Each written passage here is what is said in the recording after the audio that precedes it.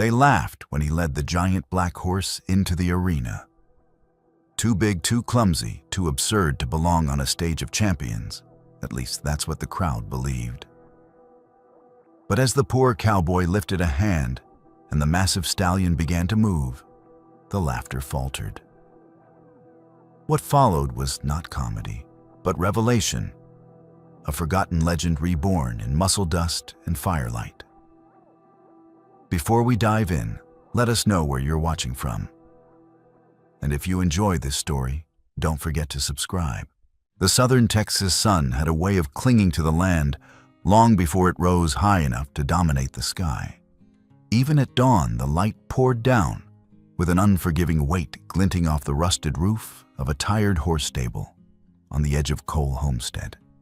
Heat shimmered across the dirt yard, carrying with it the smell of dry cactus and the faint tang of metal. A few chickens scurried near the porch, clucking half-heartedly as if reluctant to greet the day. Beyond them, the horizon stretched in ochre and gold, broken only by the sagging fences that lined the ranch.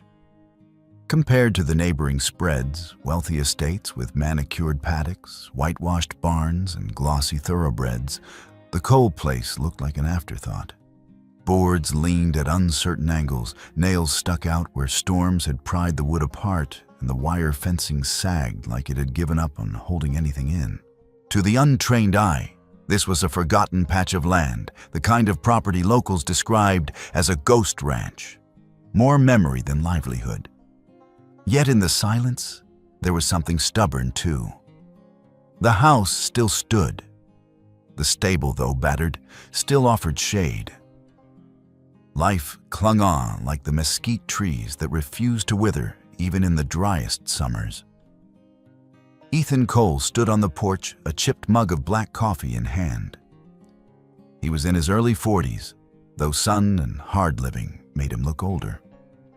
His face carried the bronze of countless days outdoors, etched with lines that hinted at sleepless nights. A day's worth of stubble shaded his jaw, not stylishly rugged, but carelessly left. His eyes deep set and the color of worn denim had a hollowness that spoke of roads traveled and losses endured. For most of his life, Ethan had drifted from ranch to ranch, never long enough to call any place his own. He had mended fences in West Texas, herded cattle near the Rio Grande, shoveled endless stalls in panhandle towns where winter cut to the bone. The pay was always meager, the hours brutal, and by the time he scraped together enough to rent this land, his father's homestead long neglected, he had little more than a battered truck and a handful of tools. Folks in town called him a failure sometimes to his face, often in the safer shade of saloon corners. They remembered the jobs he had lost, the land he couldn't keep, the way his name never carried weight the way the Morgans or Turners did. Ethan didn't bother arguing. He knew better than anyone the distance between his life and theirs. They wore polished boots and fine hats boasting of bloodlines and horse shows. He wore denim faded by dust and a hat whose brim had been bent by too many rains. But if they thought him beaten, they didn't see the quiet routines that anchored him. He rose before the rooster crowed, brewing his coffee in silence. He walked the fence lines with a hammer and nails, never fixing them perfectly, but enough to hold for another day. He mucked out the stable one plank at a time, ignoring the splinters that lodged in his palms. His movements carried a soldier's precision, though he'd never worn a uniform, just years of ranch work that demanded rhythm and endurance. He spoke little, preferring the company of animals to men. And when asked what he wanted from life, he had once answered simply, something to care for, something that'll stay when the dust settles. That something came to him not in triumph, but in disaster. Years earlier, when a summer storm tore through the valley, Ethan had ridden out to check the creek beds. The water had swollen into a furious torrent, tearing mesquite trees from their roots and sweeping debris like twigs. Amid the chaos, he saw a shape thrashing in the current, a horse massive and black, pinned beneath a tangle of branches. For a moment he thought it was dead, another casualty of nature's cruelty. But then the animal lifted its head, eyes wild, but still alive, and let out a guttural sound that cut through the roar of the flood. Ethan didn't think. He plunged into the water, hacking at the branches with his knife, tugging at the soaked leather straps that had tangled around the horse's neck. It was a brutal fight against current and mud, but at last the beast stumbled free, collapsing on the bank in a heap of muscle and bone. That was Titan. From the start, Titan was nothing like the sleek horses bred for shows. He was taller, heavier, broad as a wagon, with a barrel chest and shoulders that looked carved from stone. His coat was jet black, absorbing sunlight like ink, and his eyes glimmered not with fear, but with a cautious intelligence. To most, he looked awkward, built for hauling logs, not for stepping gracefully into an arena. His gait was heavy, each hoof striking with a thud that seemed clumsy compared to the refined clip-clop of show stallions. The town sneered. That beast's good for pulling plows, nothing more, they said. Some laughed and called him the ox horse. Others said Ethan had wasted what little sense he had, nursing a hopeless brute instead of selling it for meat or labor. But Ethan didn't see a brute. He saw the tremor in Titan's flank as he lay half dead on the bank, the stubborn flick of his ear when offered water, the way he stood again when everyone else would have given up. He saw himself. Caring for Titan was not easy. Ethan had no veterinary degree, only bits of knowledge picked up from years around horses. He cleaned the gashes with salt water, bound the leg wounds with rags, fed him scraps of hay from his dwindling supply. Day after day, the animal recovered, first standing, then walking, then pacing the paddock with a restless energy. At first, his steps were uncoordinated, like a giant unsure of its own size. But gradually, Ethan noticed something odd. Titan was fast to learn. When a branch fell from the stable roof, the horse dodged before it hit. When Ethan shifted his weight at the gate, Titan mirrored the movement, turning his head like he had understood. Titan was not graceful in the way judges admired, but he was responsive, almost uncanny. Their bond deepened not through training manuals or spurs, but through silence. Ethan never raised a whip. He spoke in a low, steady voice, giving Titan time to understand. The horse, in turn, seemed to watch Ethan more closely than any man had in years. A tilt of Ethan's shoulder could send Titan moving sideways. A touch on the neck calmed him quicker than any rope. At night, when the nightmares of failure pressed in, Ethan often found himself awake, staring at the ceiling. He would step outside, and Titan would be there standing by the fence, as if waiting. The horse's presence was a balm, steady breathing, alive. Ethan would rest a hand on the animal's neck, feeling the slow thud of its heart, and the world felt less empty. They were both outcasts, one man dismissed as a drifter, one horse mocked as a monster. Together, they built something that resembled a family. Once, while brushing Titan's mane in the fading light, Ethan muttered, "They see a freak. I see a friend." Titan flicked an ear, leaned his massive head closer, and Ethan almost laughed at the thought the horse had understood. To others, the Cole homestead was a ruin clinging to relevance. To Ethan, it was enough. Because here, under the punishing Texas sun, stood two creatures the world had written off, finding in each other the one thing they both had been denied, a place to belong.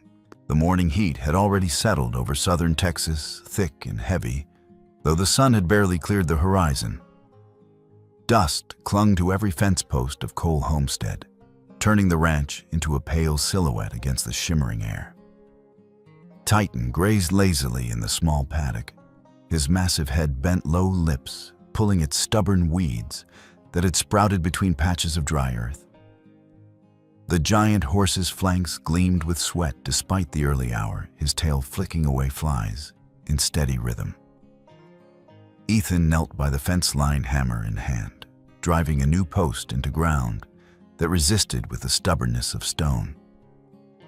His shirt stuck to his back, darkened by sweat, but his movements were steady, unhurried. The ranch may have looked tired, but he still tended it with the same quiet diligence every morning demanded. Then came the sound that didn't belong, a deep growl of an engine, sharp and foreign in the quiet. Titan's ears pricked forward, and he shifted his weight uneasily, stamping once against the dust. Ethan straightened, squinting toward the road. A moment later, a gleaming red pickup swung onto the property, kicking up a cloud of grit as it rolled through the open gate.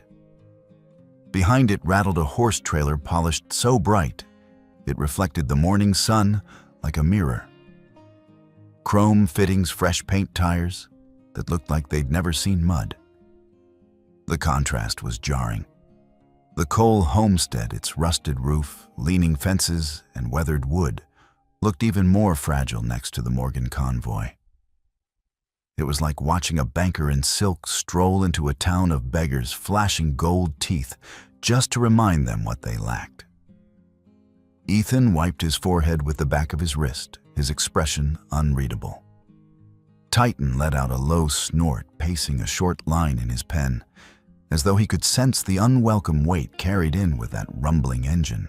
The truck came to a halt, and the door swung open, and out stepped Silas Morgan. Silas was a man impossible to ignore. 60, if he was a day his belly strained against the buttons of a silk shirt imported from somewhere that had never seen dust. His white Stetson gleamed like it had been polished with cream. Gold cufflinks glinted at his wrists, and his boots, black leather with silver tips, clicked against the dirt, as though even the ground beneath him ought to respect his presence. He moved slowly, not from age, but from the assurance of a man convinced the world would wait for him.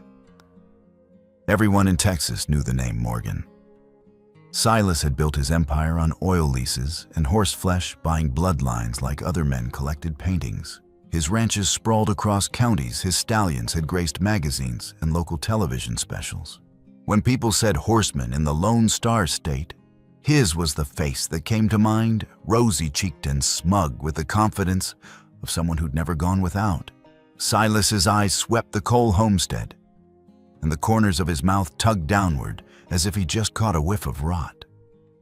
His gaze lingered on the broken boards of the barn, the rusted roof, the sagging corral. He clucked his tongue softly, then let out a chuckle that held no humor. "Well, I'll be," he drawled, his voice thick with amusement. "Cole, I didn't think this place was still standing. A shack like this calling itself a ranch lord above." Ethan said nothing. He lowered the hammer, rested it against the fence post, and studied Silas with eyes that betrayed neither welcome nor hostility. Only the faintest hardening at the jaw suggested he'd heard the insult. Silas reached into the breast pocket of his shirt and pulled out a folded sheet of glossy paper. He waved it like it was a winning card at a poker table. "I come bearing an invitation," he announced. "Austin Grand Horse Fair, biggest stage in the state. A chance to show the world what a real horse looks like." His smile widened. "Of course they let anyone sign up these days. Guess they need a little local color." As if on cue, a second figure emerged from the trailer. Caleb Morgan swung down from the ramp with the elegance of youth and arrogance. Tall and lean, no more than 25, Caleb had his father's sharp features polished into something almost handsome, if not for the perpetual smirk carved into his lips. His shirt was a fitted western cut, stitched with decorative patterns that screamed money. His jeans had no dirt on them. His boots gleamed as though they had stepped out of a store that very morning. He led out a horse, a stunning Appaloosa, its red-spotted coat shimmering under the sun.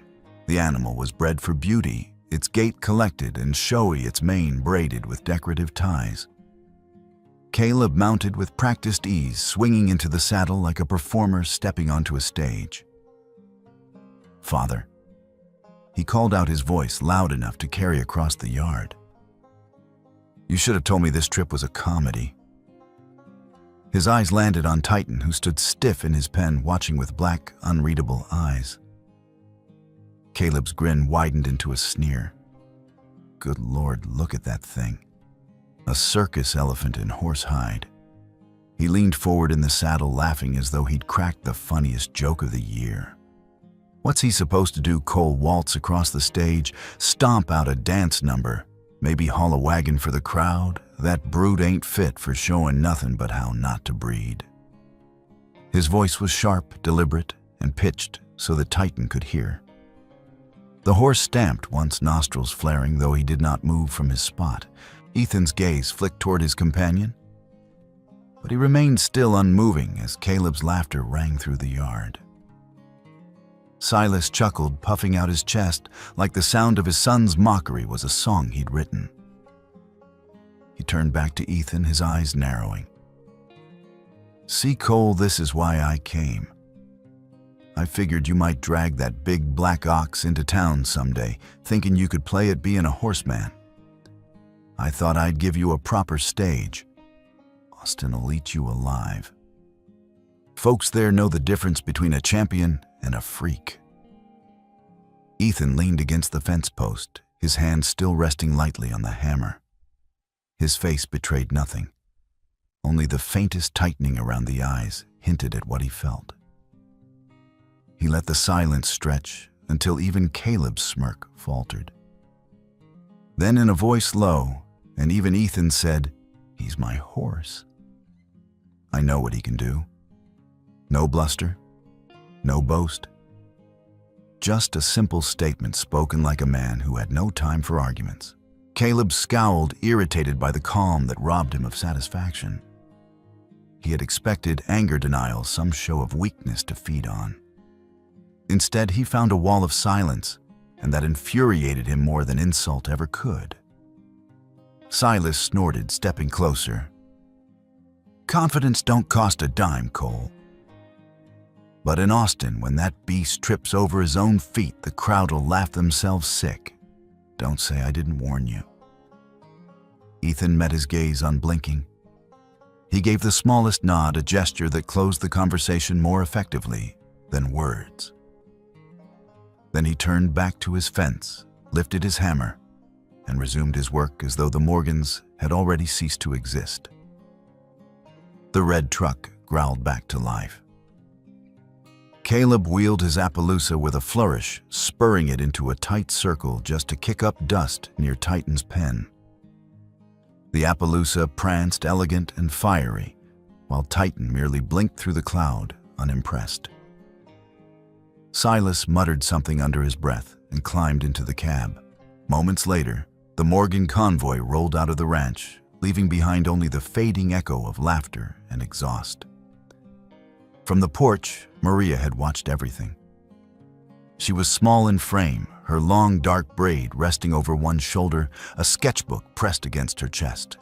Barely 16, she often lingered in the shadows of her brother's life, quiet but watchful.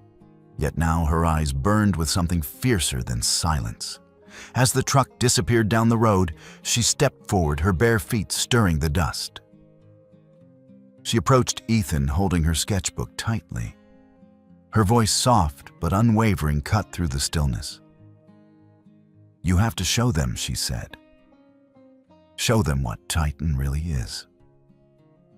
Ethan looked at her, surprised by the firmness in her tone. Maria was rarely so direct. He followed her gaze to Titan, who stood silent in the paddock, dark eyes fixed on him, as though echoing her words. For the first time that morning, Ethan allowed a flicker of something else to cross his face. Not anger, not pride, but the faintest trace of resolve. "They'll see," he murmured almost to himself. "One way or another." Maria smiled faintly, clutching her sketchbook to her chest. The page inside showed a half-finished drawing of Titan, broad and powerful, standing taller than any horse she had ever seen. to her, he was no monster. He was a legend waiting to be told. And in that moment, as the heat bore down on the battered coal homestead, something shifted. What the Morgans had meant as mockery had lit a fire instead. A seed of determination had taken root in Ethan Cole's heart, one that no amount of laughter could stamp out. The sun was just beginning its climb, but already the day pressed hot and heavy against the Cole homestead. The air smelled of dust and sun-baked wood, the kind of heat that made even the cicadas pause before their shrill chorus. Ethan stood in the threshold of the old storage shed, a place he had not entered in months, maybe years. The shed was little more than a leaning shack of warped planks and a corrugated roof rusting through. The door groaned when he pushed it open. Inside, stale air carried the scent of old leather oil and dust that had settled like a blanket over the remnants of another man's life. His father's life. He paused, letting his eyes adjust to the dim light filtering through cracks in the walls. Boxes sat stacked in corners, some collapsed under their own weight. A lantern with a broken glass chimney leaned sideways on a shelf. And there, against the far wall, draped in a canvas cloth that time had eaten into tatters, rested the saddle. Ethan stepped closer, His hand hesitated before pulling the cover free, sending up a puff of dust that caught the beam of sunlight like smoke. The saddle emerged, dark leather, scuffed, dulled by years, but whole. The conchos, once bright silver, had tarnished into a muted gray. Faint scratches mapped its surface, a history carved by trails long forgotten. Yet despite the wear, it was sturdy, solid, the kind of gear that had carried his father through decades of work. Ethan lifted it carefully, almost reverently. The weight of it seemed more than leather and steel. It carried memory, expectation, and the faint echo of his father's voice. He ran his calloused fingers along the candle-tracing grooves that had once fit another man's thighs, another man's rides.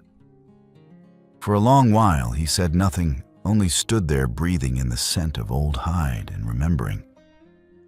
Finally, in a whisper so soft it might have been mistaken for the wind slipping through the cracks, he said, "Pa, I'll try once more, not for glory, just to stand tall again." He carried the saddle out into the sunlight, where Titan grazed lazily near the corral. The giant horse raised his head, nostrils flaring, as if recognizing something sacred. Ethan set the saddle across the fence rail, and the morning seemed to still as though both man and beast understood that the first step toward Austin had been taken. The following day, Ethan led Titan out into the open patch of ground behind the barn. It was rough and uneven, a space more suited for patchwork repairs than practice. But it was all he had. The Texas sun bore down mercilessly, heat rippling off the dirt in waves, but neither man nor horse paid it much mind. Titan shifted uneasily as Ethan draped the saddle across his back. The straps hung awkwardly against the animal's massive frame, making the tack seem almost childlike in proportion. For a moment, the big horse swung his head, snorting, pawing at the ground, as if uncertain what to make of this old burden. "Easy boy," Ethan murmured, adjusting the cinch with patient hands. "This ain't chains. Just a step forward." He did not raise his voice. He did not carry a whip. Instead, his instructions came in quiet tones, subtle gestures. A tilt of the hand, a shift of weight, a whistle pitched low. Titan's ears flicked toward every sound, cautious at first, but attentive. The morning's lesson was simple circles.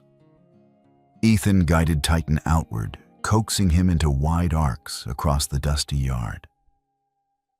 At first, the big horse stumbled, his massive hooves dragging clods of earth. His turns were sluggish, his stops delayed. The saddle creaked under the strained leather, stretching across a body built for pulling, not prancing. But Ethan was patient. He asked, waited, asked again. Sweat trickled down his temples, soaking into the brim of his hat, yet his voice never wavered. Slowly, Titan began to find the rhythm. His stride smoothed, his head lowered in focus, his ears turning constantly toward Ethan's signals. When Ethan whistled once, Titan shifted direction. When Ethan leaned back just slightly, Titan halted, his chest heaving, but his eyes alert. By midday, the difference was undeniable. What had looked like a lumbering draft animal that morning now began to move with unexpected grace, responding to the quiet partnership being forged step by step. Ethan watched, expression tight, but something flickered in his eyes, a quiet satisfaction, the beginnings of belief. Maria was there through it all, darting between tasks with the determined energy only the young possessed. She carried water in battered tin buckets, a towel slung over her shoulder. When Titan returned from each circuit dripping sweat, Maria was ready. She pressed the damp cloth to his massive neck, wiping away the dark streaks of effort. She brushed the tangles from his mane with steady strokes, speaking in whispers only Titan could hear. They laugh because they're scared, she told him, her voice low but sure. One day soon they'll choke on their own silence. You'll make them see. Her hands were small against the giant horse's flank, but her touch was gentle, unwavering. Titan leaned into her, brushing, as though he understood. In the evenings, when the day's work was done and Ethan sat in weary silence on the porch, Maria worked by lantern light in her room. She recorded everything in her notebook: how Titan responded to whistles, how many strides it took for him to settle after a stop, how quickly he obeyed a shift in weight. Her careful handwriting filled page after page, a silent chronicle of progress. Sometimes when the tack showed wear, she patched it herself. Thread and needle flashing under the glow of the lantern, she sewed torn straps, knotted frayed ends. Her fingers pricked more than once, but she never complained. Each stitch, she thought, was another step toward proving them all wrong. Her presence grounded Ethan. On days when doubt gnawed at him, when the image of Caleb's smirk lingered too long, Maria's quiet conviction kept him from sinking. She reminded him, not with speeches, but with action, that they were not alone. Titan was theirs, and together they could shape him into more than a curiosity. Days turned into a week, and the transformation was impossible to ignore. Titan, once clumsy under the saddle, now moved with startling precision. Ethan tested him in tighter maneuvers, pivoting on a hind foot, stepping sideways in a controlled cross. At first, the big horse faltered, nearly tripping over his own bulk. But with patience, with repeated signals and quiet praise, he learned. Soon he was executing spins that made his size seem less an obstacle and more a marvel. Ethan leaned his weight to the right, and Titan flowed that way, like water crossing his massive front legs with surprising agility. A gentle tug on the rein, and the horse halted, square hooves planted exactly where Ethan intended. The precision was uncanny for an animal so large. One afternoon, as the sun dipped low and painted the world in copper light, Titan did something Ethan had not asked for. They had been circling the yard when the horse, eyes sharp and ears forward, approached the old fence that marked the paddock's boundary. Without hesitation, Titan gathered his weight muscles, rippling, and vaulted cleanly over the low barrier. For a heartbeat, Ethan's chest tightened. The image of that massive frame suspended midair defied everything he had been told a horse of such size could do. Titan landed solid, steady, not a stumble in his step. He shook his mane once, snorting as if proud of himself. Ethan sat back in the saddle, a rare smile tugging at his lips. He reached down, patting the horse's damp neck. "Well now," he murmured. "You ain't just a puller, are you? You were made for something bigger." Titan flicked an ear back toward the sound of his voice, then pushed into a smooth trot as though agreeing. From the porch, Maria clapped her hands, her face glowing with triumph. See Ethan? He's more than they'll ever believe. Ethan nodded his eyes, never leaving the black giant beneath him. For the first time in years, he felt a flame of hope kindle deep in his chest. The Morgans had meant to humiliate him to remind him of his place. But Titan was rewriting the story one stride at a time. And Ethan Cole was ready to follow wherever that story led. Fairhaven was a modest town by Texas standards, little more than a handful of shops strung along Main Street, framed by leaning utility poles and faded signs that had lost their paint to the relentless sun. On Saturday mornings, though, it came alive. Ranch hands' wives in sundresses and kids darting between wagons filled the sidewalks and the whole place buzzing with errands before the heat became unbearable. Ethan Cole guided his battered truck to a halt outside Rasmussen's Feed and Supply. Maria hopped out first, her sketchbook tucked under one arm, her eyes bright despite the already rising temperature. Ethan followed more slowly, hat pulled low, boots scuffing the gravel, as though he'd rather be anywhere else. Inside, the store smelled of hay salt and machine oil. Stacks of mineral blocks lined one wall, bags of oats the other. Ethan grabbed what he needed without fanfare: a sack of mineral salt, 2 bundles of baled hay, a tin of liniment. He carried the weight easily, but his posture remained guarded, shoulders squared against the stares that inevitably followed him. From behind the counter, someone muttered just loud enough to carry. Cole's fixin' to drag that big brute to Austin. Another voice snickered. What's he thinking? That horse ain't a showpiece. Looks more like something to haul logs. The words traveled rippling through the shop until even the boy sweeping the floor smirked. Maria stiffened, clutching her sketchbook tighter. She shot a glare toward the whisper's cheeks, flushing red. Ethan, for his part, said nothing. He set the items on the counter, counted out his cash, and nodded once at the clerk, his jaw tight, but his eyes steady. As they turned to leave, a new voice broke through the murmur. "Excuse me, Mr. Cole, is it?" Ethan looked up. A man had stepped from the far end of the aisle, tall and lean, his sleeves rolled neatly to the elbow of a crisp, checkered shirt. He carried himself with a calm assurance, not swagger, but something steadier, practiced. His face was youthful, no more than 30, but the kind of youth tempered by long study rather than indulgence. A stethoscope dangled casually from the open flap of his satchel. "I'm Samuel Hayes," he said, offering his hand. "Veterinarian. Just moved in from San Angelo." Ethan hesitated. Most folks avoided shaking his hand unless they wanted to make a point about pity. But Hayes's grip was firm, respectful, without a trace of condescension. Maria brightened. "You're the new vet everyone's been talking about?" "That's me." Hayes smiled and then glanced past them through the open door where the truck and its trailer sat. His gaze sharpened. "That your horse outside Ethan stiffened. What of it?" Hayes stepped toward the doorway, eyes narrowing with professional interest. "He's not ordinary.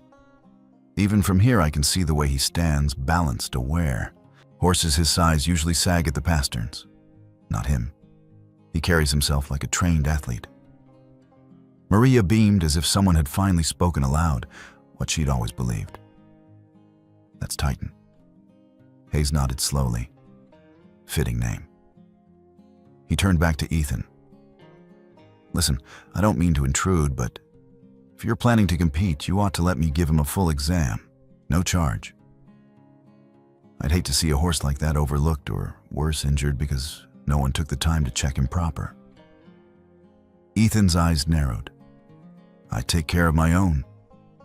"I don't doubt it," Hayes replied evenly. "But even the best caretakers can miss something. A joint out of alignment, a trace of scarring in the lungs, it happens.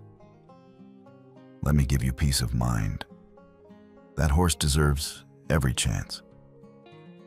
For a moment, silence stretched between them. Maria tugged lightly on Ethan's sleeve. "It won't cost us anything, Ethan. And it might help." Ethan exhaled slowly, eyes flicking to the faces still watching from behind sacks of feed. Their smirks lingered, waiting for him to refuse. At last, he gave a curt nod. "Tomorrow," he said. "Ranch is 6 miles south off the dry creek bed." Hayes smiled, not triumphant, just steady. "I'll be there." The next afternoon, the sound of an unfamiliar engine carried across the dusty yard of the Cole homestead. Mariah looked up from the water trough she was scrubbing and spotted a faded blue pickup rolling toward the house. It was no polished showpiece like the Morgan's rigs, just a workman's truck streaked with road dust and bearing the honest squeak of old shocks. Hayes stepped out, a worn leather satchel slung across his shoulder. He gave a polite wave, his hat tipped back to reveal eyes alert but calm. "Afternoon," he called. Ethan met him by the corral, arms crossed. Titan stood a few yards away, head high, ears pricked at the new arrival. His massive chest rose and fell in measured breaths, muscles shifting beneath the black sheen of his coat. "He's wary of strangers," Ethan warned. "Good," Hayes said simply. "Means he's smart." He approached with deliberate calm, no sudden movements. Titan snorted, pawing once at the ground, but did not retreat. Hayes extended a hand palm open, letting the horse catch his scent. After a moment, Titan lowered his head slightly, allowing the stranger closer. "That's it, big fella," Hayes murmured. He set his bag on the fence post and withdrew a stethoscope. "Mind if I start?" Ethan gave a short nod. The exam began with Titan's heartbeat. Hayes pressed the bell of the stethoscope to the thick hide behind the shoulder, listening intently. He shifted position, checked the other side, then straightened with a low whistle.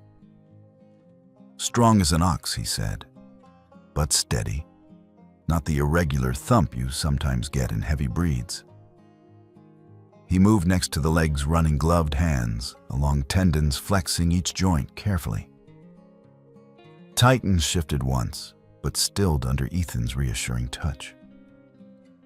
Hayes crouched, lifted a hoof, examined the sole with the practiced eye of someone who had seen hundreds before. No thrush. Hooves hard, well-formed. Could use a trim soon, but nothing that worries me. Maria hovered nearby, notebook open, scribbling furiously. "What does thrush mean?" she asked. "A bacterial infection," Hayes explained without looking up. "Common in damp stalls. But this horse is clean, well cared for." Ethan remained silent, arms folded tight across his chest. Hayes moved to the hindquarters, tracing the muscle lines. "Look at this symmetry," he said half to himself. "Perfect balance of power." And here he tapped the scar on Titan's flank, old injury. "How long ago?" 5 years, Ethan answered shortly. "Recovered remarkably well. Most horses with a gash like this would favor the leg forever. Not him. No stiffness, no limp. Almost as if..." Hayes paused, eyes narrowing, as if what Maria prompted. Hayes stood brushing dust from his knees. His expression was thoughtful, cautious, as if he comes from a line bred for resilience. Cavalry stock, perhaps. Horses selected not just for strength, but for intelligence, adaptability. It's rare to see one outside old registries. Row rear, still to find one abandoned. Ethan's jaw tightened. "I found him half drowned in a flood plain." "Don't tell me about registries." "I'm not questioning you," Hayes said quickly. "Just pointing out what's in front of us. Whatever is past Titan isn't ordinary. And you," he looked Ethan squarely in the eye, "have done something extraordinary keeping him alive, let alone training him to this point." For the first time, Ethan's rigid stance eased. Only slightly, but enough that Maria noticed. Hayes replaced his tools, cinched his bag closed, and patted Titan's neck once more. The giant horse leaned into the touch, accepting it. "My conclusion," Hayes said. "He's sound. More than sound, he's exceptional. Take him to Austin, Mr. Cole. Let them laugh if they want. When that horse moves, they won't laugh long." Maria's eyes shone. "Hear that, Ethan? He believes in Titan, too." Ethan's gaze lingered on Titan and then flicked back to Hayes. For a long moment, he said nothing. Finally, he gave a single measured nod. "Appreciate it," he muttered. Hayes smiled faintly. "Just doing my job. But for what it's worth, I think you've got something special here. Don't let anyone tell you otherwise." The vet climbed back into his dusty truck engine, coughing to life. As he drove away down the long dirt road, Maria turned to Ethan, her grin irrepressible. "He's right, you know." Ethan looked once more at Titan, who stood calm and steady in the fading afternoon light. For the first time since the Morgans' visit, the cowboy allowed a sliver of cautious hope to settle in his chest. The morning of departure carried the scent of dry earth and determination. Ethan Cole rose before the rooster crowed, pulling on his boots with deliberate motions, as if each knot of his laces sealed a vow. Outside, dawn had barely touched the horizon, but the sky already glowed with that pale, merciless light peculiar to southern Texas.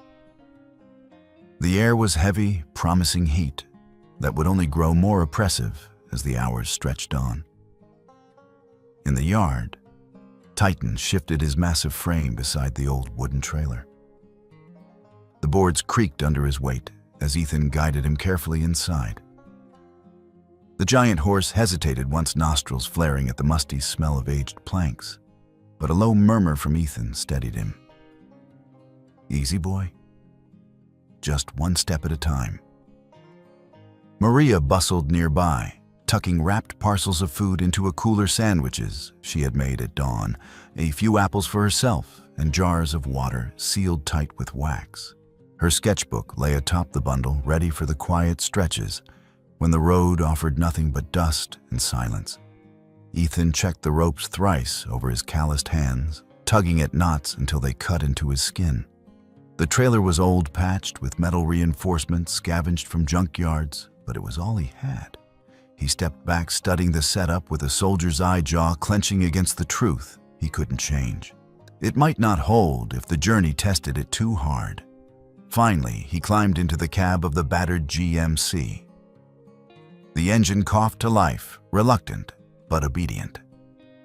Gravel spit from beneath the tires as the truck rolled down the dirt track, leaving Cole Homestead shrinking behind them, its leaning fences and rusted roof disappearing into the haze of morning. For a moment, Mariah leaned out the window, looking back. "It feels strange leaving it like this," she said. Ethan kept his eyes on the road. "Home will be here when we get back. Question is, will we?" Maria settled back into her seat, clutching her sketchbook to her chest. Her silence said more than words. The road stretched ahead in an endless ribbon of pale dust. Each mile carried them deeper into both anticipation and dread. The hum of the tires, the occasional rattle of loose bolts, the muted shuffling of Titan in the trailer, it all blended into a rhythm that was equal parts nerve and resolve.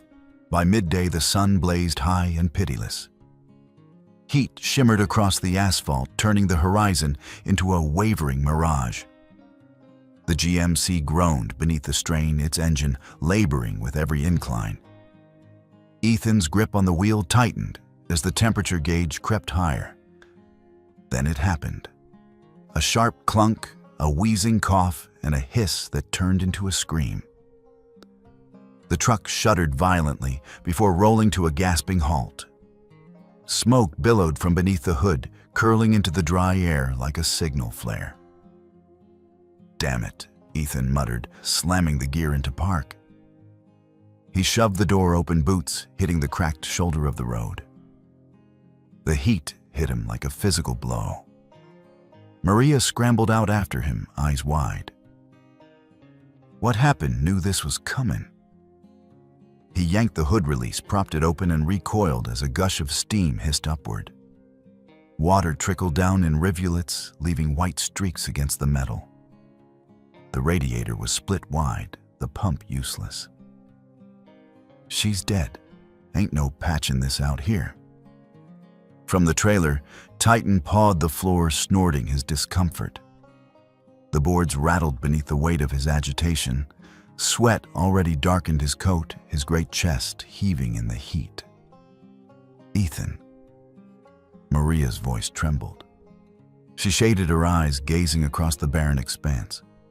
Nothing but sun-scorched desert stretched in every direction. No trees, no houses, not even the faintest cell signal on her useless phone. If we're stuck out here, he cut her off, voice grim. We keep him cool best we can. He won't last long in that oven. They tried what they could. Maria dipped a rag into the last of their drinking water, pressing it against Titan's muzzle through the slats. Ethan poured the remainder into the radiator in a desperate, futile gesture. Steam hissed, but the engine didn't even cough. The silence of the desert pressed in. A hawk wheeled lazily overhead, its shadow sliding across the dust. The air itself seemed to vibrate with heat. Time dragged. Titan shifted restlessly, hooves clattering against wood. His ears flicked back, catching the anxious tone in Ethan's voice, even when words failed. Maria stroked his neck through the slats, whispering, "Hold on, Titan. Please." Then, faint at first, came the low rumble of another engine. Ethan's head snapped up. He squinted down the road, the shimmer of heat making the image dance. Slowly, a convoy materialized. Gleaming trucks, chrome, flashing trailers, so polished they reflected the desert sun like mirrors. On the side of the lead rig, bold letters declared Morgan Ranch. Ethan's chest tightened.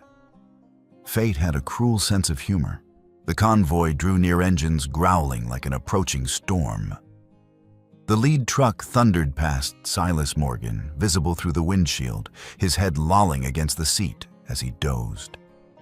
Behind him rolled another trailer, this one emblazoned with the Morgan crest, a rampant stallion outlined in gold. The air of wealth and arrogance practically radiated from the caravan.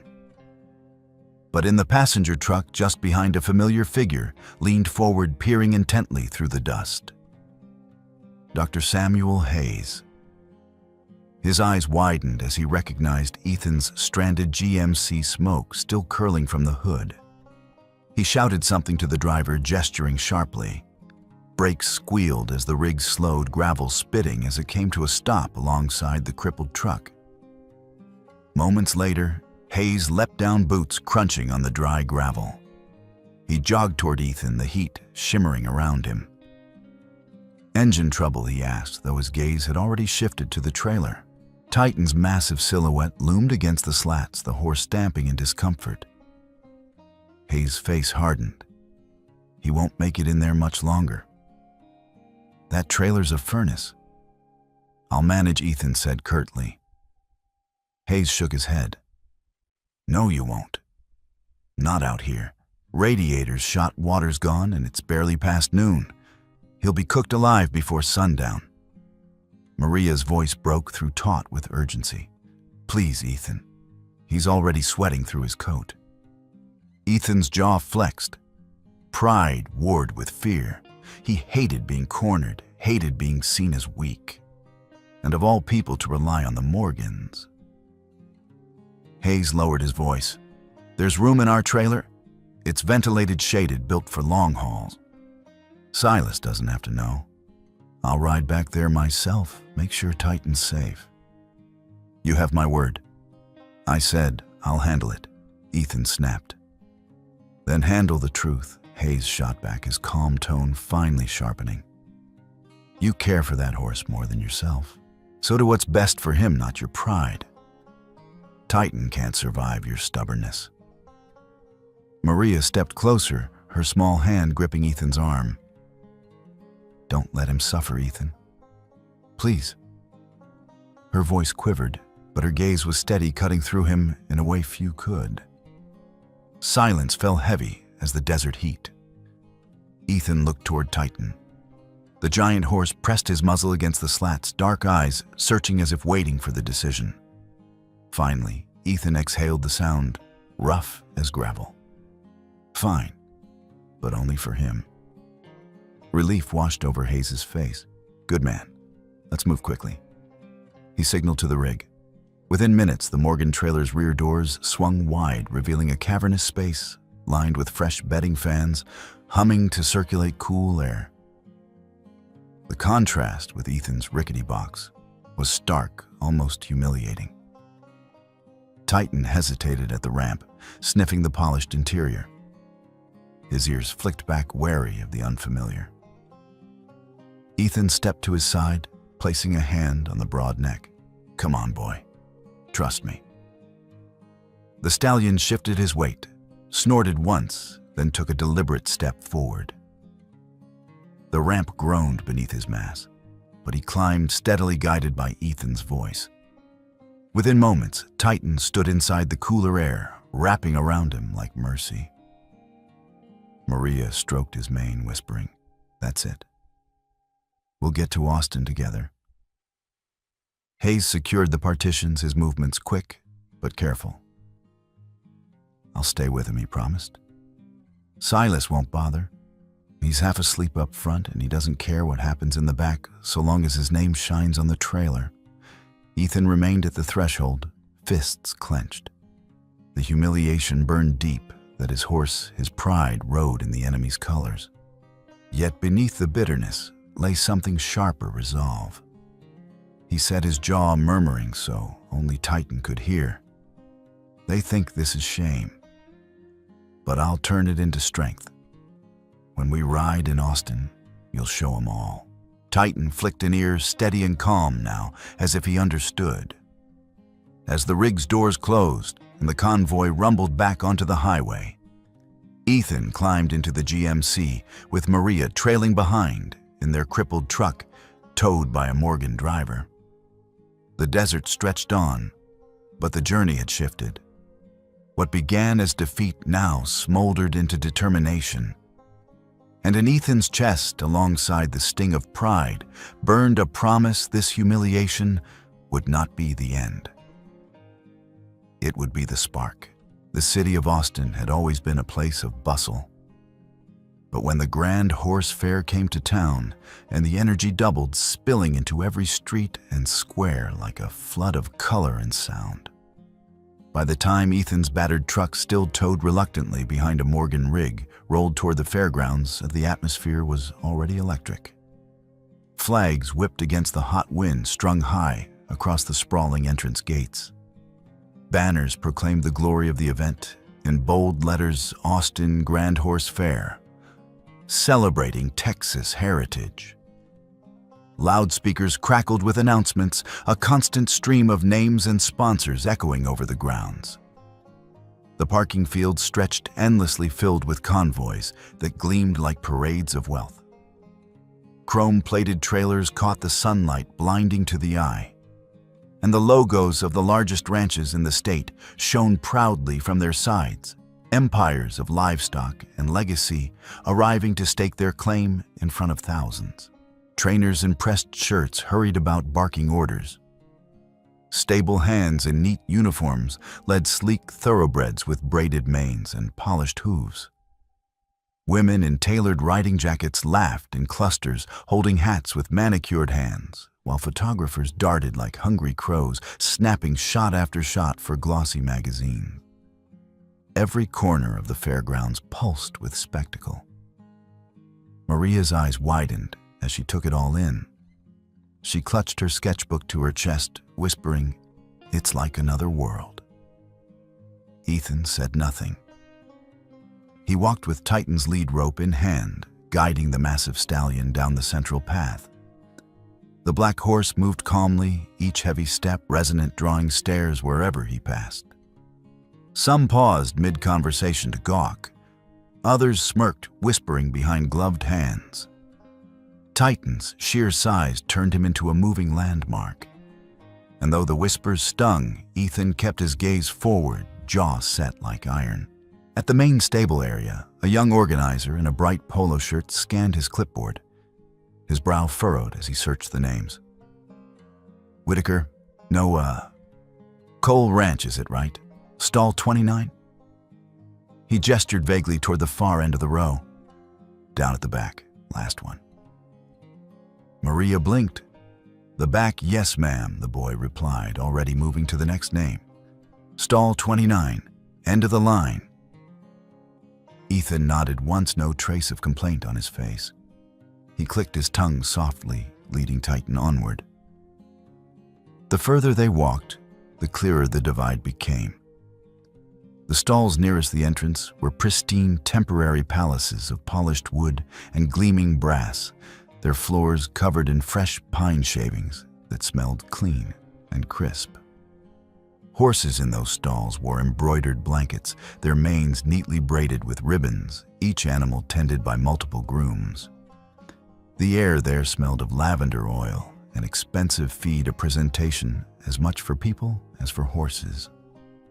But as they moved deeper into the row, the glamour faded. The stalls grew plainer, the fittings less cared for. At the very end, stall 29, weighted boards warped with age roof panels rusting at the seams, the smell of damp clinging to the shadows. Dust coated the floor, and cobwebs stretched between the beams. It was a place meant to be hidden from the spotlight, far from the eyes of sponsors and judges. Maria's mouth tightened. This is wrong. Titan deserves better than this dump.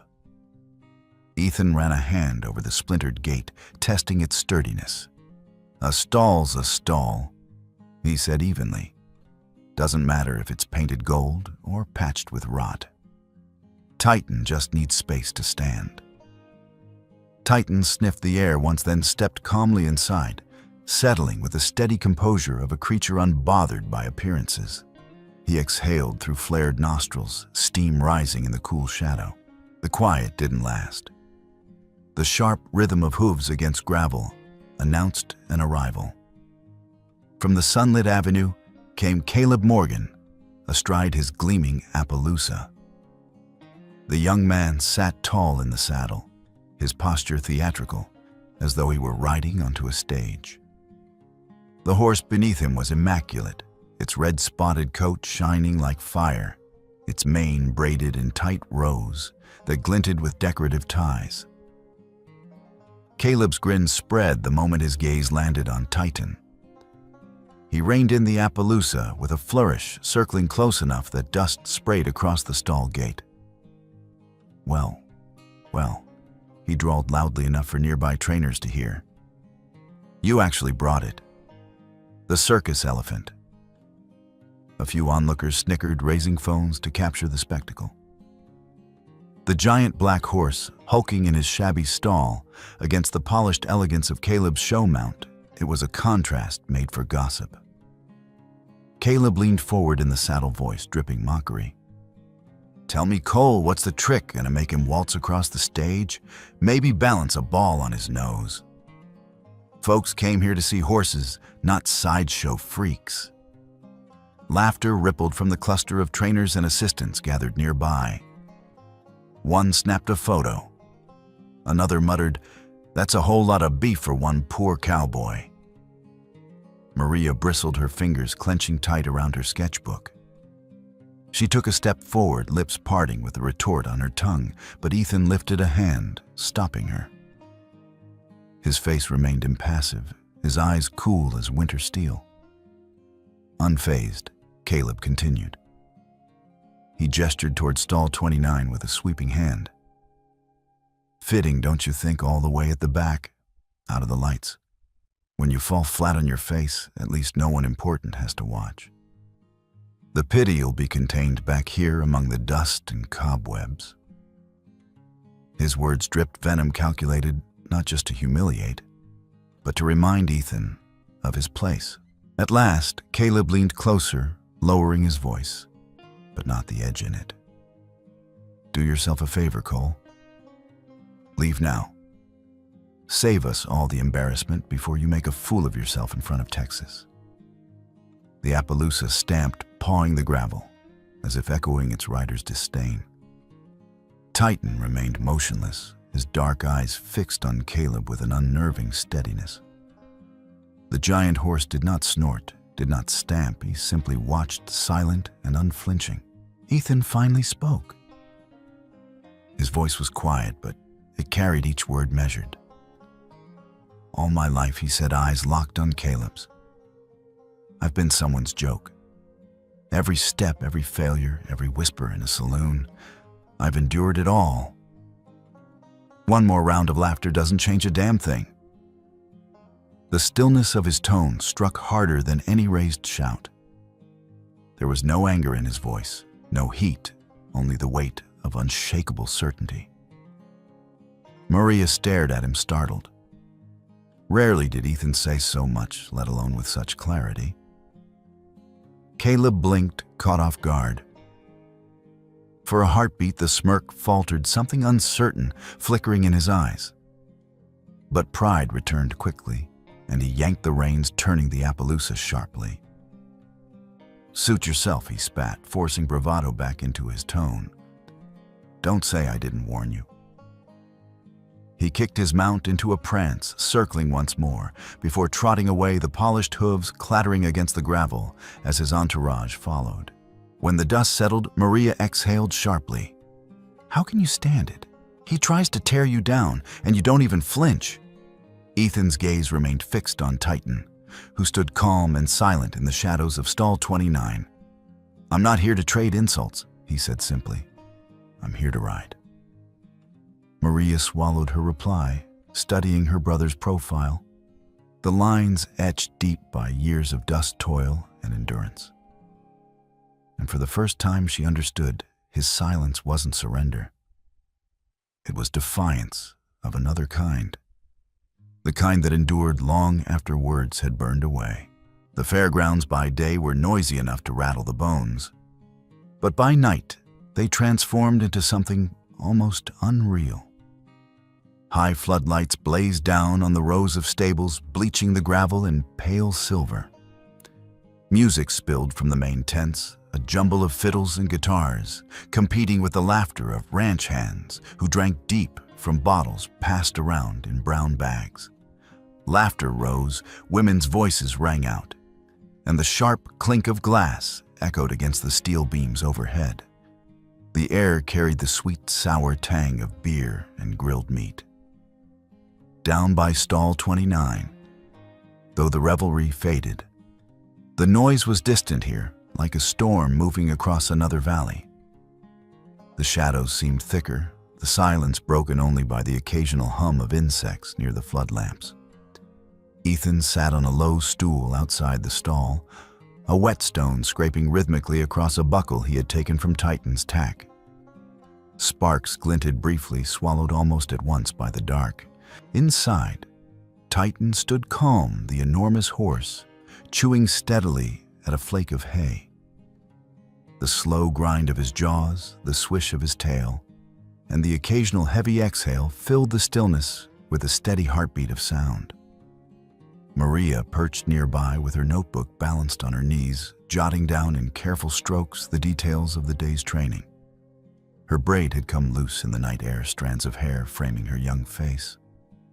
But her focus was unwavering. After a while, she glanced up, voice soft but sure. "Tomorrow will be different, Ethan. You'll show them, all of them." Ethan didn't look up from his work. The whetstone continued its measured arc across the metal, and the rasping sound, his only reply. After a long pause, he nodded once eyes shadowed under the brim of his hat. Maria smiled faintly and returned to her writing, the scratch of pencil on paper, mingling with the steady rhythm of Titan's chewing. It was some time past midnight when the stillness cracked. Titan shifted suddenly, stamping one great hoof against the dirt. At first, Ethan thought little of it, the kind of restless movement a horse might make in his sleep. But then, Another stamp followed, sharper this time, and a low, uneasy rumble rolled from the stallion's throat. Ethan was on his feet in an instant. He slipped into the stall, lantern in hand. The light caught the sheen of sweat along Titan's muzzle. The horse's lips glistened, unnaturally swollen and raw.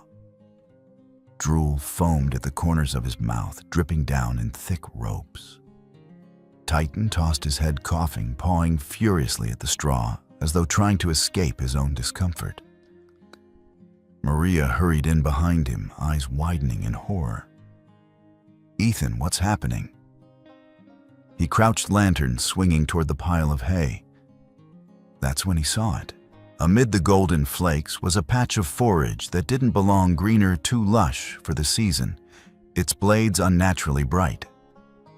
He reached out, touched it with the tip of his finger, then hissed, jerking back as his skin prickled with a burning sting. His voice was grim. Someone laced his feed. Maria gasped, hand flying to her mouth. "You mean someone did this on purpose?" Titan let out a low, guttural cry, pressing his massive head against Ethan's shoulder as though pleading for relief. Ethan steadied him with one arm, stroking the slick mane, whispering steady words, even as rage simmered beneath his calm exterior. They moved fast. Ethan dragged a bucket from the corner, filled it with clean water from the barrel, and dumped in a handful of salt. He soaked a rag in the brine, then pressed it gently against Titan's inflamed lips, wiping away the residue. "Hold his head steady," he ordered. Maria obeyed, her hands trembling as she cupped the horse's muzzle, whispering frantic encouragement. "It's okay, Titan. Just hold on. We're here." Ethan worked with brisk precision, rinsing and wiping again and again, his jaw clenched. Titan snorted and shook, but gradually the worst of the foam lessened. His breathing, once ragged, began to even out.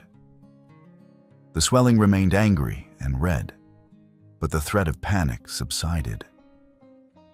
Maria glanced up at her brother, tears threatening at the corners of her eyes. Who would do this? Ethan didn't answer immediately. His hand lingered on Titan's neck, feeling the shiver of muscle beneath the hide. His face was carved in shadow, but the cold fire in his eyes betrayed the truth he would not yet voice. "This isn't an accident," he said finally. "Somebody wants him out of tomorrow's show." Footsteps approached from the direction of the main stables, quick and purposeful. Ethan tensed one hand, moving instinctively toward the hammer he'd left on the stool. But the figure that appeared in the lamplight was familiar. Dr. Samuel Hayes' shirt sleeves rolled bag, slung over his shoulder, his expression taut with urgency. "I heard shouting," he said, already pushing into the stall. His eyes scanned Titan, and his jaw tightened. Damn it. Sabotage. Without hesitation, he knelt, opening his bag. "Get me space." From within came salves, small jars of ointment, and a roll of clean cloth. Hayes moved with a speed born of both training and anger. He pried Titan's lips, gently examining the inflamed tissue, then applied a thick smear of cooling balm along the gums. Titan flinched at first, but soon settled, sighing heavily as the sting eased. "Poison in the hay," Hayes said curtly. "Some kind of caustic herb mixture. Nasty but not lethal. They didn't want him dead just out of the running. If you hadn't flushed his mouth." He shook his head. He'd never have made it into the ring. Maria's fists clenched. Who could she? Broke off, fury stealing her words. Hayes's eyes flicked briefly toward the main row of stalls where the richest ranches kept their champions under guard banners, fluttering proudly in the night breeze. He didn't name names, but the implication hung heavy. Ethan's gaze followed the same direction. His face gave away nothing, but the silence spoke volumes. Hayes sat back on his heels, wiping sweat from his brow. "He'll be sore tomorrow, but he'll hold. Keep rinsing his mouth tonight, keep him calm. By morning, the swelling should ease enough for him to perform. Mariah let out a shaky breath of relief, stroking Titan's muzzle as the stallion pressed against her shoulder. Hayes packed his tools, then paused, looking at Ethan. The question was clear in his eyes. Who did this? Ethan shook his head once. Doesn't matter. I've got my suspicion. But calling it out now won't change a thing. Maria looked between them, her young face taut with determination. Then we show them tomorrow. We make Titan stand tall no matter what they try. Ethan placed a steady hand against the stallion's neck, his voice low gravelly but firm. They think they can cripple us in the dark. Tomorrow we'll answer in the light. Titan snorted softly, leaning into the touch, his dark eyes steady as the night itself. Morning broke over Austin with the kind of brightness that cut straight through bone. The sun rose sharp and merciless, yet the fairground shimmered with excitement rather than dread. Flags snapped in the brisk wind, their colors bold against the pale sky. Loudspeakers barked names and sponsors, their metallic echoes bouncing across the arena. Journalists in pressed vests darted like bees through the crowds, cameras slung around their necks, notebooks already half full with gossip and predictions. The main ring stretched wide, its sand raked into perfect patterns. Along the perimeter, bleachers swelled with spectators, families with binoculars, ranchers in broad hats, ladies in feathered bonnets, and young children clutching paper fans. Every voice added to the roar of anticipation. One by one, the great ranches sent out their champions. Sleek Arabians, compact, quarter horses, statuesque Andalusians, all gleamed under the morning light. Their coats shone like glass, their manes braided into delicate patterns. Trainers guided them with subtle taps, and the horses responded with movements so fluid they seemed rehearsed for theater. Applause rose polite, but admiring, each performance rewarded with nods of approval and scribbled notes from judges. Maria leaned against the outer railing, her small hands wrapped tight around her sketchbook. Her heart pounded as she watched, but her gaze never left the entrance gate. Beside her, Ethan stood quiet, Titan's reins firm in his grip. The cowboy's face was stone unreadable beneath the brim of his hat. Then the loudspeaker crackled sharp and loud. Next competitor, Ethan Cole and Titan, representing stall 29. The name seemed to hang in the air for a moment, unfamiliar. Then laughter broke like a wave. Cole, never heard of him.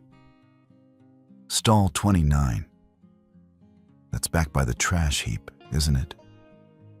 And louder still, look at the size of that thing. Did they let the circus in? As Titan stepped into the sunlight, the laughter intensified. The stallion's black coat caught the light, making him look larger, still a living mountain among deer-like creatures. His hooves struck the sand with thuds that reverberated through the stands. Someone shouted, "The elephant's here." Another whistled mockingly. Maria's chest constricted, but her eyes burned with defiance. She whispered under her breath, "Let them laugh. Just wait." Titan's first strides into the arena were heavy, deliberate. Each hoof sank deep into the sand, kicking up puffs of dust. The audience roared with amusement, jeering at the awkward rhythm. Look at him. He can barely walk, poor fella's winded already. Photographers surged forward, lenses snapping, eager to capture the spectacle of failure.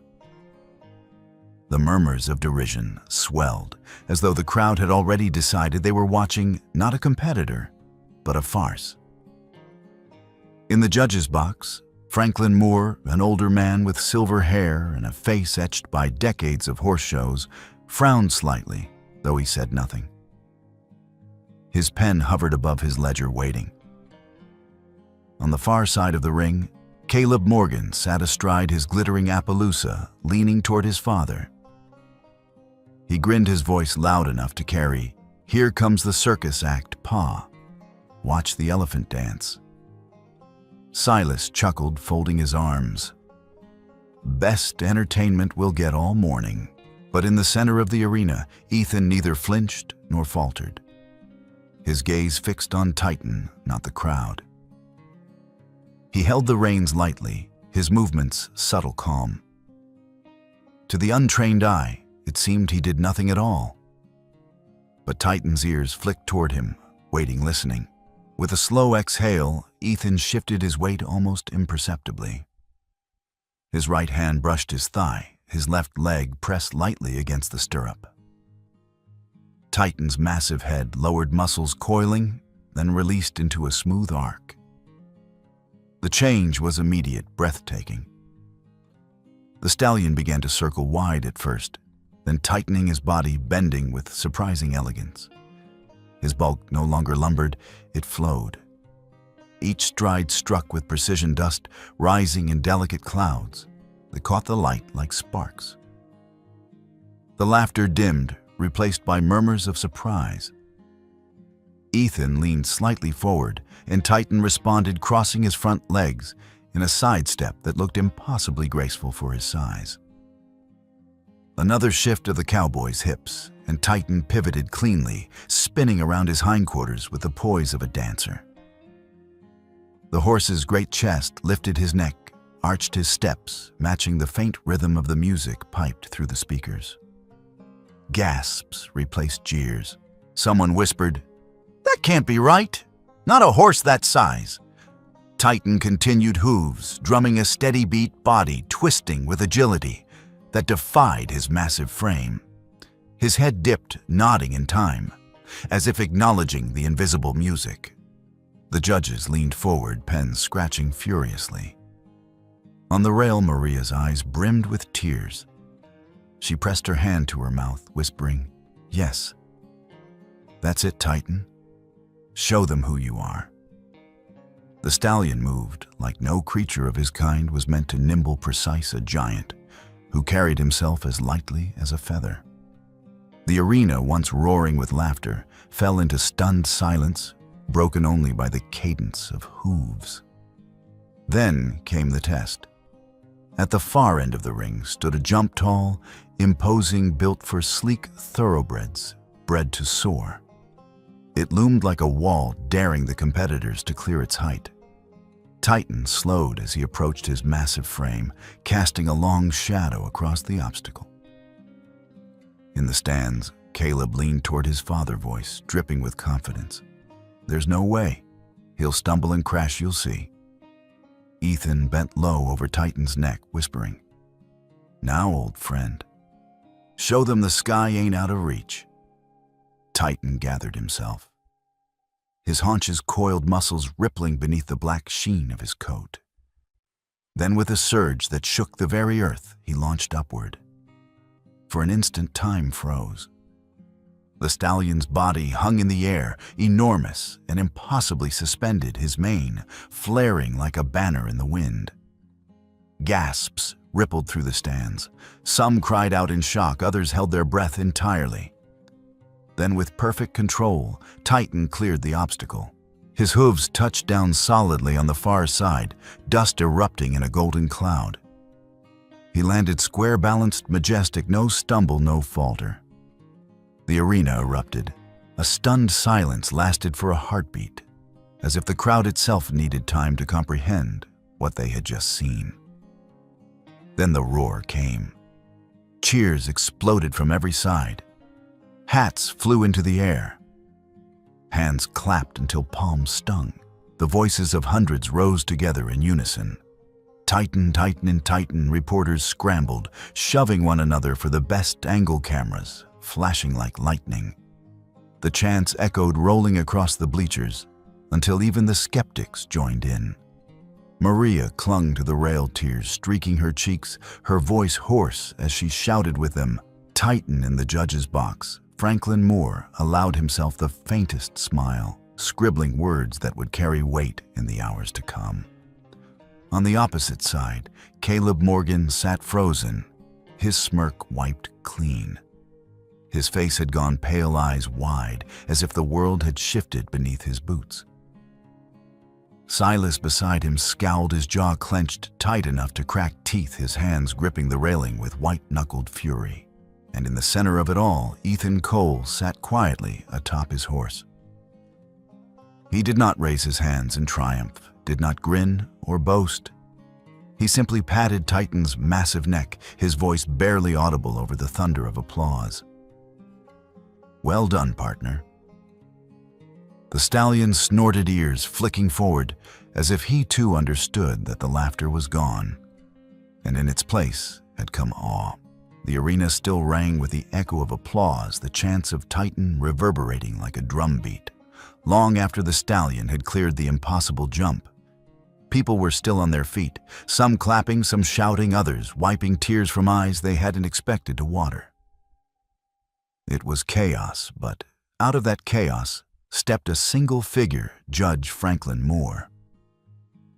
Moore was no ordinary official. For 40 years he had been the fair's most respected voice, a man whose word carried the weight of a gavel. His hair had turned white, his back stooped slightly with age, but his eyes remained sharp, the blue of a Texas sky after storm. He descended from the judge's stand, with deliberate steps, his boots crunching on the sand as he crossed toward a Titan. The crowd quieted. Whispers chased him across the arena. "What's he doing? Why's Moore on the ground?" He stopped just short of Ethan and the giant stallion. For a long moment he said nothing. Simply walked around Titan in a slow circle, his experienced gaze scanning every detail. The slope of the shoulders, the breadth of the chest, the rhythm of the horse's breath.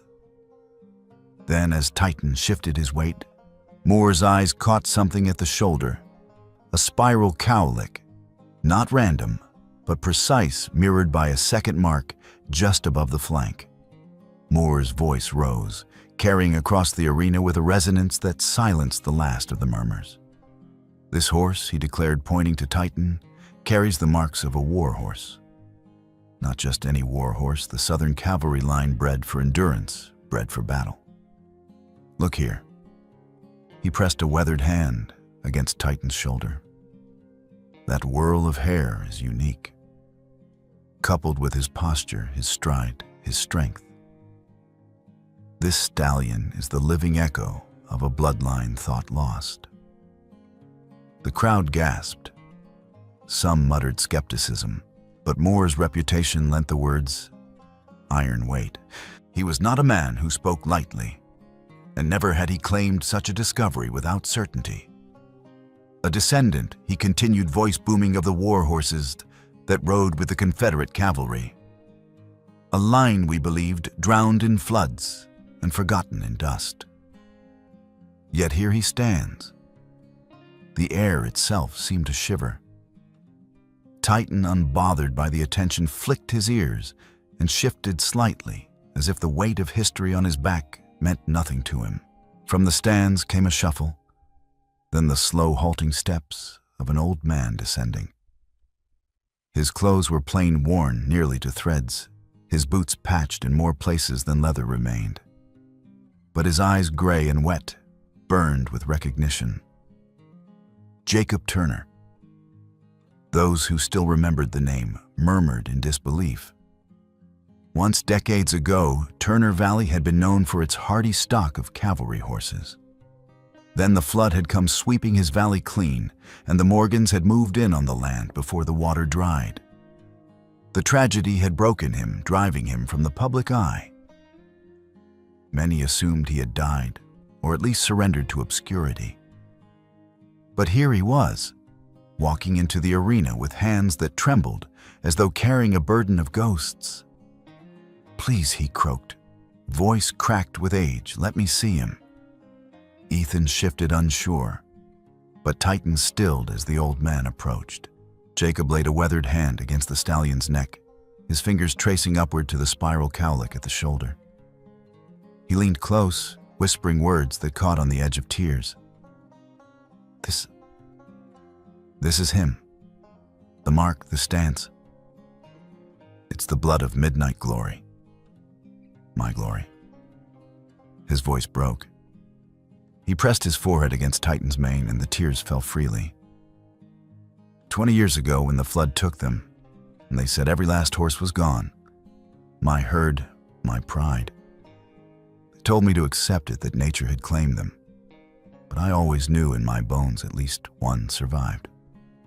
And here he stands, alive, strong. The crowd was silent now, riveted by the rawness of his grief and wonder. Jacob straightened with difficulty, his hand never leaving Titan's side. This horse isn't just an animal. He's the living legacy of all we lost, proof that not everything drowns, proof that truth finds its way back. A ripple passed through the spectators. What had begun as amusement at a freakish show horse now turned to reverence.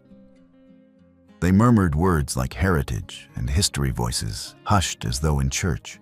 Into that silence stepped Hayes, his face grim. He strode to the center of the arena, the doctor's bag still slung against his hip, though no one had called for him. His voice, when it rang out, was not gentle but edged with iron. "I've studied the reports of that flood," Hayes said.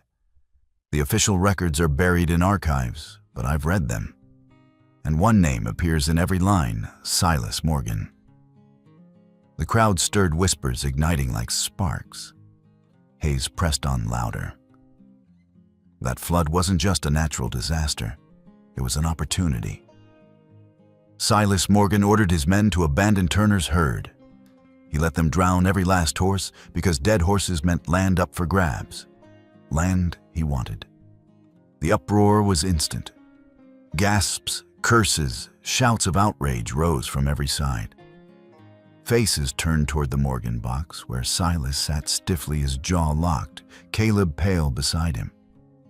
Ethan remained silent and eyes fixed not on Hayes, but on Caleb. He waited. The younger Morgan trembled under the weight of it all. His face was white, his hands clenched around the reins of his Appaloosa. For a moment it seemed he might bolt, but then his shoulders sagged. He lifted his head, eyes searching the crowd as if for a way out, and found none. His voice cracked when he spoke. "Ike." I heard him say it. The crowd stilled instantly. Caleb swallowed hard, his gaze flicking once to his father, then back to the sea of faces demanding the truth. "I was just a boy," he whispered. "But I remember. He said if the Turner's herd died, if the land emptied, then it would all be his. I didn't want to believe it, but I know it's true." The words fell like a hammer. For a heartbeat there was silence, then an eruption and booze curses, shouts of murderer and thief filled the arena. "Monster," someone screamed. "You let them drown," another voice thundered. Silas surged to his feet, his face crimson. "Lies, all of it. The boy's been manipulated, turned against his own blood. You think I'd..." But his protests were drowned out by the fury of the crowd. Hayes stood unyielding. Jacob wept silently against Titan's flank, and Caleb's broken voice echoed over it all. Judge Moore raised his hand, and though it took a long moment, the arena obeyed. His voice thundered like a verdict. "I have heard enough. As chief judge of this fair, I strip Silas Morgan of all rights to compete here. Effective immediately." The declaration hit like thunderclap.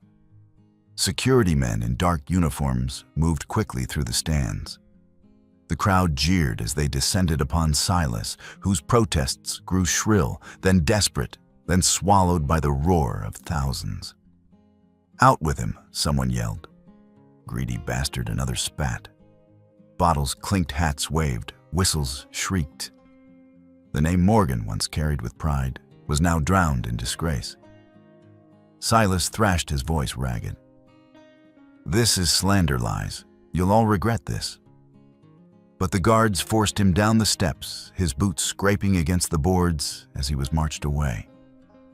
His face glowed red, his jaw clenched, but there was no escaping the tide of fury that swept him out of the arena. And then the fury shifted, transformed. The crowd turned back to Titan, their voices rising again, but this time in admiration. The applause swelled thunderous, a wave of sound that washed over the ring. But there was more than admiration now. It was vindication. It was justice. Titan, Titan, they roared. Jacob Turner wiped his eyes, his voice breaking as he turned to Ethan. "Thank you, son. You saved more than a horse today. You saved the truth." Ethan said nothing in return. He simply laid a steady hand on Titan's powerful neck. The stallion shifted slightly, lowering his head in quiet dignity. Ethan's gaze swept across the roaring crowd past the flashing cameras and waving hats. His face remained calm, but his eyes held a depth that words could never reach. For the first time in his life, Ethan Cole wasn't standing alone against laughter. He was standing with a legend and with the truth. The air in the grand arena was different now. It carried not just the usual tang of dust and sweat, but the tension of something larger than competition. Hours earlier, Silas Morgan's downfall had erupted across these stands like a storm. Yet the fair could not end with scandal. It had to end with a champion. And so the announcer's voice rang out steady despite the weight of history still clinging to the boards. "Ladies and gentlemen, the final round of the Austin Grand Horse Fair will now commence."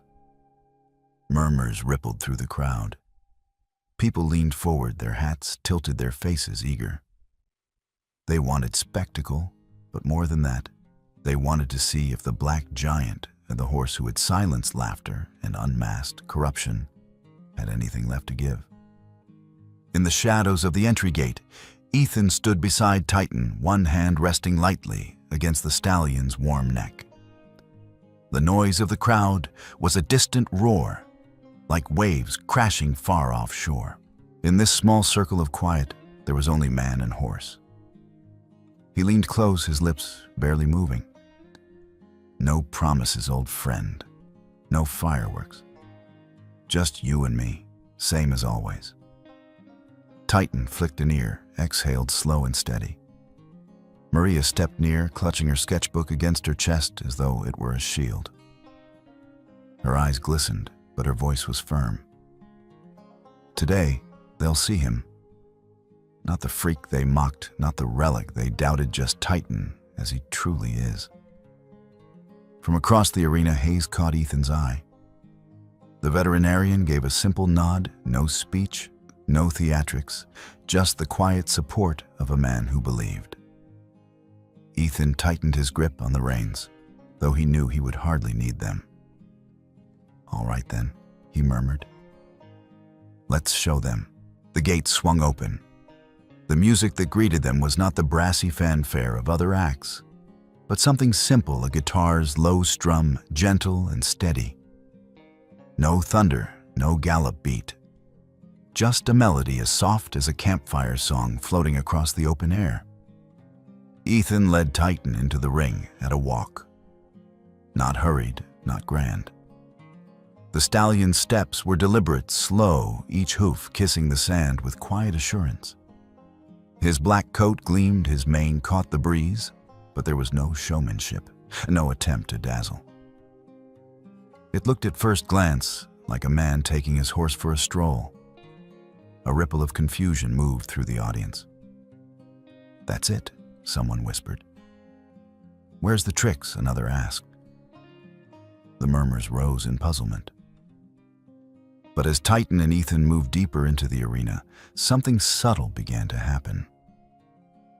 Ethan sat loose in the saddle shoulders, relaxed hands barely touching the reins.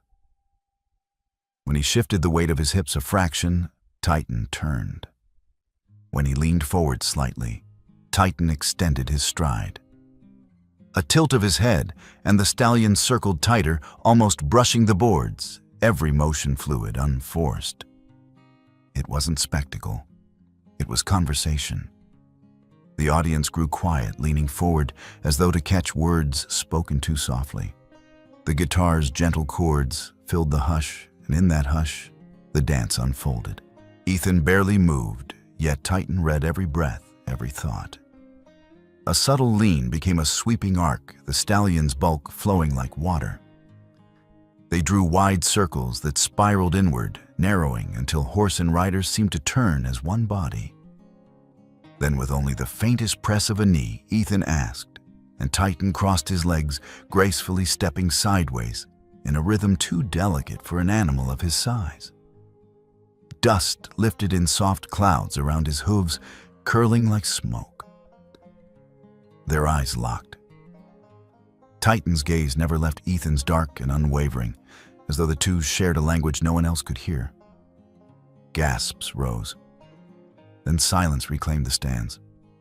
Ethan halted without pulling the reins, simply breathing deep and still. Titan froze in perfect harmony, chest-rising nostrils flaring but utterly motionless. For several long heartbeats, the arena held its breath with them. Children clutched their parents' sleeves. Hardened ranchers blinked rapidly, eyes suspiciously bright. Maria pressed her hand against her mouth, tears streaking her cheeks, her notebook forgotten at her side. Even some of the photographers lowered their cameras, unwilling to interrupt the moment with a shutter's click. It was no longer a performance. It was communion. A cowboy and his horse, each carrying scars, standing whole in front of the world. The final note of the guitar faded.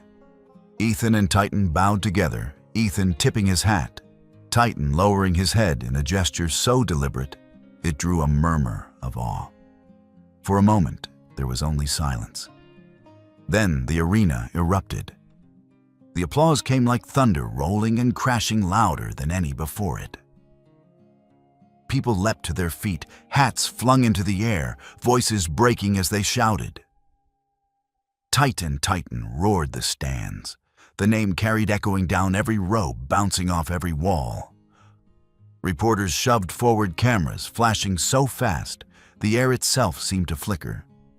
Microphones stretched, pens scratched the world, scrambling to capture the impossible. Far across the ring, Caleb Morgan sat stiff in his saddle, his eyes red-rimmed. He did not sneer now. He did not smirk.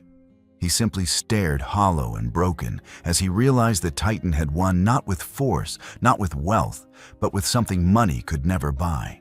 When the ovation finally softened, the judges returned to the floor.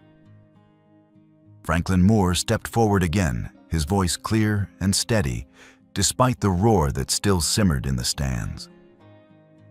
By the authority of this council, he announced, we award the title of Horse of the Year to Titan, who has not only demonstrated skill, but has stirred in us the spirit of courage, resilience, and connection. The crowd surged with renewed cheers, stamping their boots until the boards quaked. Moore raised his hand again, turning toward Ethan. And to his rider, Ethan Cole, we present the Breakthrough Performance Award. For daring to bring forth not just a horse, but a truth long buried. Maria's sob broke free, joyous and raw. She rushed to her brother's side, throwing her arms around him, her tears dampening the worn fabric of his shirt. You did it, Ethan. You both did it.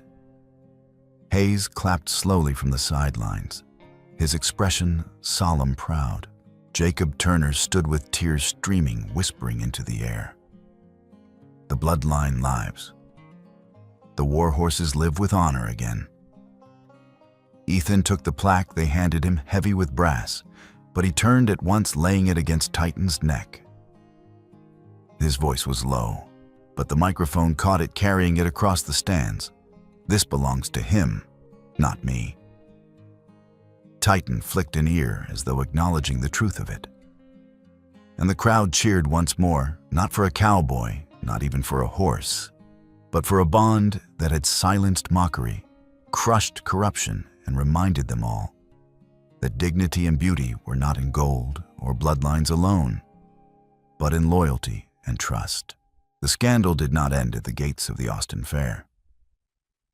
In the days that followed, headlines galloped across Texas faster than any blooded horse. Silas Morgan suspended, witness claims heard, left to drown. Black Stallion reveals lost warhorse lineage. The State Association convened an emergency panel. Within a week, they revoked Silas's competition privileges indefinitely. Sponsors withdrew their glossy endorsements, ranches dissolved contracts that had once seemed unbreakable, and investors who had bragged at galas quietly vanished into voicemail. The name that had towered over the circuit became shorthand for greed and deception. Caleb slipped out of town under a gray morning. No entourage, no cameras, just a lone figure driving west with the sun in his eyes and the past in his rear view. People stopped saying his name with either awe or anger. They stopped saying it at all. In conversation, the story turned back to the horse who had jumped higher than anyone believed, and to the cowboy who had chosen patience over spectacle. Titan's story spread as a kind of corrective proverb. Money can buy the music, but not the tune. It can purchase 1,000 ribbons and still never touch the truth. The decision to build something new happened without ceremony. A few days after the fair, Ethan found Jacob Turner standing on the rise above the flooded valley that had taken his herd 2 decades earlier. The water was long gone, but the shape of its ruin remained a gouge carved into the land and a man. "Seems to me," Jacob said, squinting into the light, "we've got ourselves a second chance. For them and for us." They shook on it beneath a wind-tattered oak. The Cole Turner Ranch, founded not on pedigree, but on promise. Papers were filed, hands were dirtied, fences were mended. On acreage that had once carried grief, like a brand crews set corner posts, stretched wire, and raised new barns with wide eaves and open pens. The sign at the road was simple Cole Turner Ranch, burned into cedar and hung from chain. No crest, no guilt, just a name, and a promise that work would follow. Their philosophy fit on the back of a feed receipt train, with patience. Honor the animal, especially the ones the world says don't belong. 3 areas took shape from that creed. Closest to the house, the rescue paddocks filled with the wary and the unwanted starved mares, jittering colts, and old geldings whose owners had run out of time or tenderness. To the east, a training ground unfurled like a proving field, tailored for the giant stout posts, broad footing, and exercises that built not only strength, but suppleness. And under the pecans near the creek, a long corral with rails worn smooth by curious hands became the community yard where children learned to listen and veterans relearned how to breathe. Titan moved through it all like a steady tide. He became what Jacob called the silent foreman, a horse who led without pushing. New rescues watched him and settled. Skittish animals mirrored his stillness. When a colt fretted at a shadow, Titan drifted near, breathed slow, and the colt followed the breath. His presence turned chaos into order without a single lash or harsh word. People arrived expecting to meet a champion. They left saying they had met a teacher. Maria grew with the place.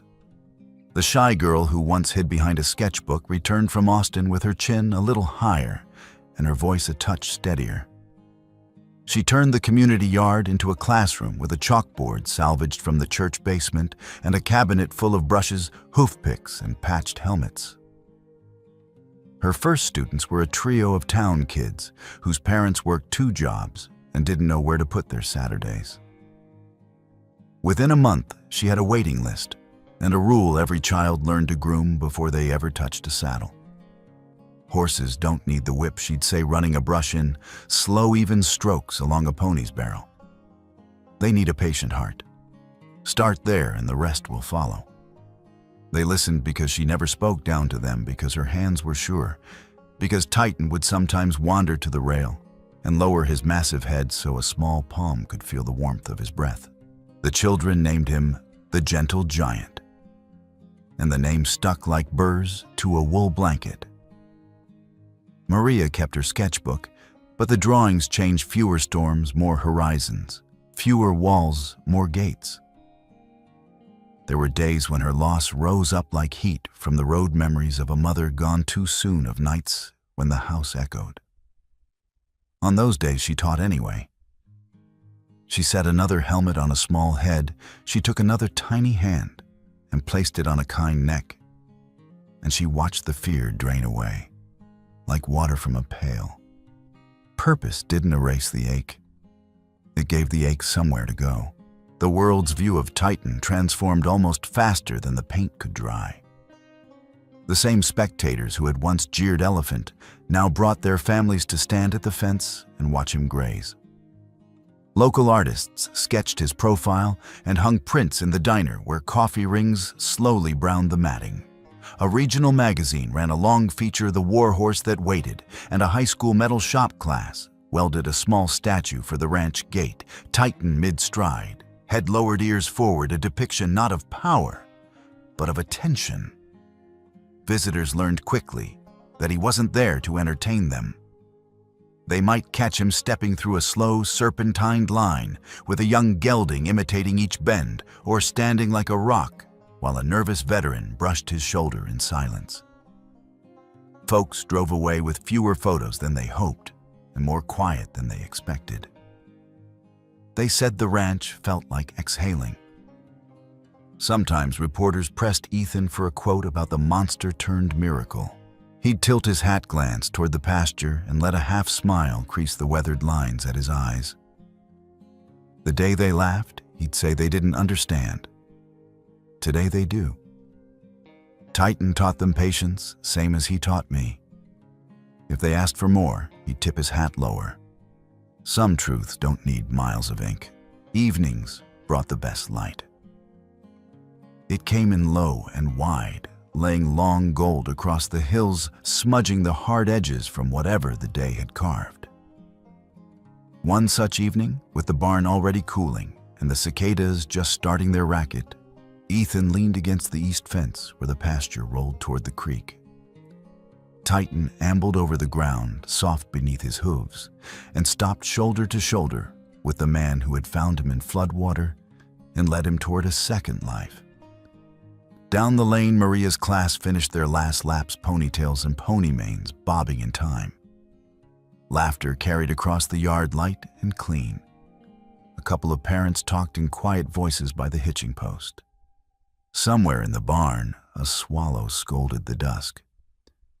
Ethan slid a hand into Titan's mane and let his fingers rest there, feeling the slow rise and fall of a chest that had once heaved against ropes and now rose easy with the evening air.